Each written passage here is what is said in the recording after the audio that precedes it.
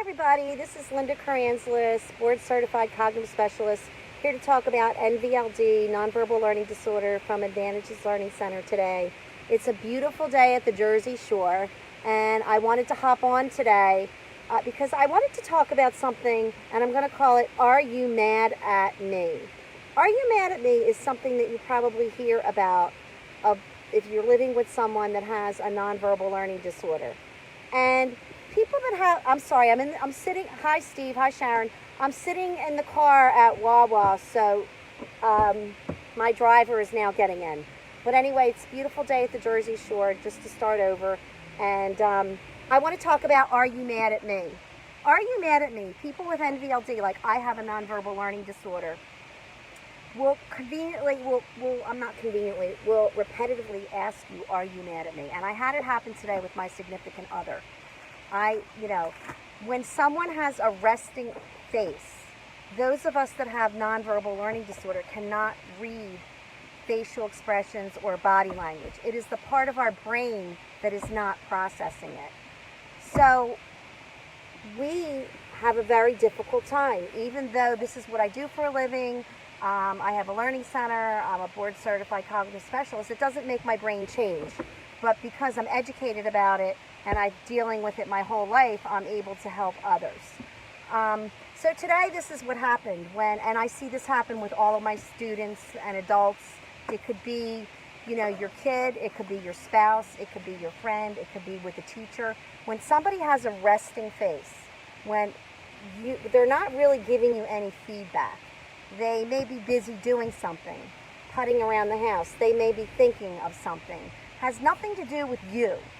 And you're unable to read that. So you automatically assume that this person is mad at you because you're not getting any facial feedback. It's not real obvious. They're not laughing, they're not crying, they're not yelling. And so your kid or your spouse or whatever may say, are you mad at me? And you may say, no, I'm not mad at you. And they may keep asking you over and over and over again to the point where you want to pull your hair out. And you think they're being difficult, and you think that they're just maybe a know-it-all, or they're a difficult person, or they want to be, they're arguing. And I want you to know that that's not true, that nothing could be further from the truth. And that you need to be patient, and you need to say to yourself, okay, their brain is not able to process my body language. If my eyebrows are mad like this, or little subtle body movements, that they just can't process that. So you may be feeling like, oh my God, I keep repeating myself, and they're not trusting me, they're not believing me. And it really doesn't have anything to do with trusting you or believing you. But can you imagine if you're walking around a room and you're blind and you can't see, and you're touching everything and you're like trying to find your way around, you're going to be asking, where's this? Where's that? And the person isn't going to get mad at you because they know that you're blind. But it's really hard when somebody looks like everybody else and they don't, have a visual to say, hey, this is a problem that I have. So I'm looking at my notes here. So they're not trying to be tired. They're not trying to be annoying or difficult. So you have to just keep telling yourself that. I was talking to a dad this week with a 17-year-old, and he said it's a huge problem because his kid will say to him, are you mad at me? And then he'll say no. And he'll say, well, Dad, you're not telling me the truth. I know you're mad at me because I could tell by the way you looked with your eyes. Again, misreading it or not reading it. And so it happens at all ages as well. Now, what I want you to understand is this is extremely anxiety provoking. People have anxiety, and I'm not downplaying that.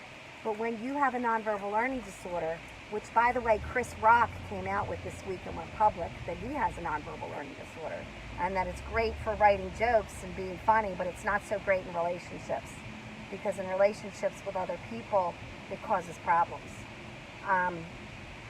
Even if you're not seeing those people, even if you're talking to them maybe on the phone or not, we tend to be really good on the phone because it eliminates all of the visual processing stuff that we're not good at. So I'm really glad, by the way, that Chris Rock came out, and because now it gives us credibility because not much is known about NVLD. the other disorders that are known about are like ADHD and other learning disabilities, Asperger's on the spectrum. So the anxiety is very, very anxiety provoking. I mean, to the point of panic, to the point of just not knowing what to do, how to manage your responses. And so this kid was like, I know you're mad at me. What did I do wrong? What did I do wrong? I'm going to tell you another theme that I see, and this happened to me when I was in my 20s, early 20s. And this happens with a lot of the clients that I have, adults, parents. With this kid, there was a tornado warning, and his parents weren't around, I assume. I don't know the specifics, but he absolutely panicked and thought that this tornado was, going to come and get them, like he was batting down the hatches. And I have experienced that too in my early 20s when the media is just constantly telling you over and over there's a storm coming. Part of their job is to keep telling you that, to report on it. And how many times have they reported things and nothing has happened? That's typical because it's the weather, or the area gets hit, or it's mild, or it doesn't come at all. Just like this kid, I had that same problem. I had to drive over the bridge to Philadelphia where I used to work, and I became panicked. I called out. I was at home. I was like cooking all kinds of stuff. I thought we were going to be like, without food and power. And I was living at home at the time, and my parents were out of the country. And we didn't have cell phones then, and we didn't have, computers like we do now. We weren't totally connected. So I was panicking, and I got reprimanded because I didn't show up at work. And when I used that reason, they just completely thought it was an excuse to not go to work. But I was really, really panicked. And you have to remember that we don't have a sense of direction. I can't read a map to this day. If you say to me, there's a storm coming to New Jersey and it's a nor'easter, I have no idea what that means. I have no idea. Because we have visual spatial problems. We don't know how to navigate where our body is in space in relation to other things. I have no sense of direction. In fact, before the navigator came out, I didn't have a life. I could not get to my small town. The way I would get somewhere is if I had to go somewhere, I would just stop at every gas station and then try to remember the directions and get there. And can you imagine how that went?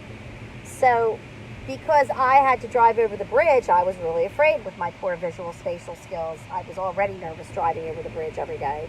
And a lot of people that have NVLD don't drive. I don't have a problem with it, driving really, but a lot of younger kids will wait. Kids can't wait to drive, and they're telling their parents, I'm not ready, because they're afraid. They don't know how to judge. Like right now, we're in the car, and I'm not driving. And what happens when I'm in the car is, I just did it earlier. I go, oh my God. And then, whoever I'm with jams on the brakes because I think that we're going to hit into this car. And it never happens, thank God, but it's because I can't judge it. It's a part of my brain that does not process that.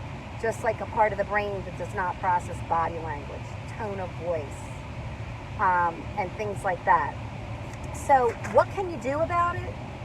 Well, what you need to do about it is you need to talk to the person, whether it's your spouse, boyfriend, girlfriend, friend, whatever, and you need to say, I have problems with this. And a lot of times the younger kids won't know that they have problems with it. Like they come across as just being like oppositional, defiant, a know-it-all. Of course, we're all know-it-alls, right? When we're young, we think we know better than our parents. But until they start getting older, they may start realizing it.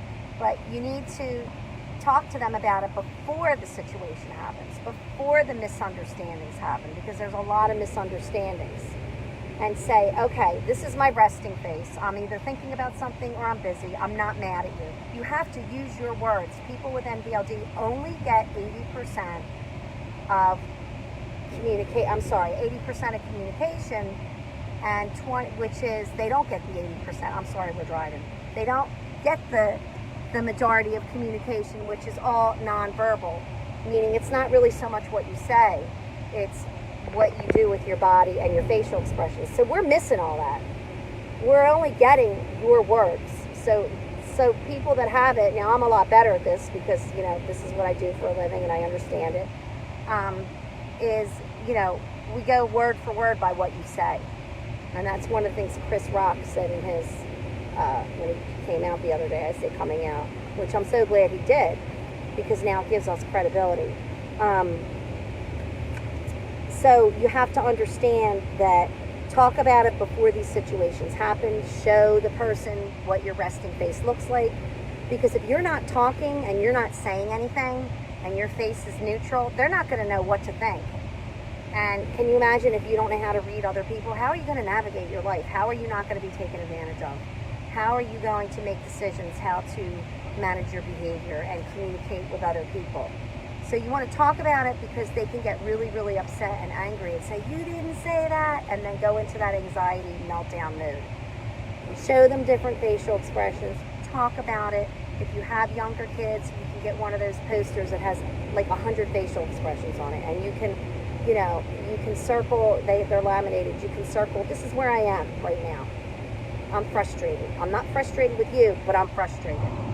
So what you're doing is you are laying the groundwork for, regardless of what age, to understand and to be able to cope with this and start learning how to read other people. So you're going to practice facial expressions, you're going to have a lot of patience, and you're going to let them know that you're there to help them. And it's really about that relationship and having trust for the communication and working together. And you have to tell them that, you know what, this is a foreign way for me to communicate. They're with me, because I'm not used to this, just like they don't understand you. So you both need to work on it. So that's really all I want to say today. And I wanted to hop on because I just had this happen to me today with a misunderstanding where I was saying, are you mad at me? Are you mad at me? And the person was not mad at me. They were just kind of thinking about other stuff. We're getting ready to go to the house. We're going to Cape May. It's a beautiful day. And was just kind of preoccupied. And it really didn't have anything to do with me, and I couldn't read it. So, and it's not just me. I'm giving you the example of me, but you may have somebody in your life that doesn't have NVLD, or and they may just think you're a pain in the ass, for lack of a better word. You're high maintenance. You're super, super sensitive. And they might not understand it. So everybody needs to be on the same page. So that's all for today. I hope everybody has a great day. Check me out. Go to NVLD Pioneers. You can follow me under Linda Karanzalis, the Neurodivergent Learning Specialist. You can join the NVLD Pioneers group, which is a private group where everybody supports each other, and I facilitate that. You can go to ADDvantages Learning Center. You can like and follow me there, and I put all these videos on YouTube. You can follow me on YouTube and get notifications. So I hope it's been helpful, and have a great day.